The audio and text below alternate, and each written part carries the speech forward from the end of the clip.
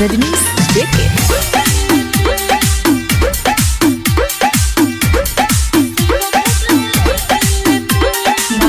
बरदास हो कोरे न खास हो कबो नदिया पुतेला बड़े को मजूर हो लेवे थोरे थोरे हो बेरी बेरी कोरेला उठेला का करिए सखी मोने हमरो है पूरा बहको आगी जवानी के लहको छोटा बाटे ओकर हमर हेते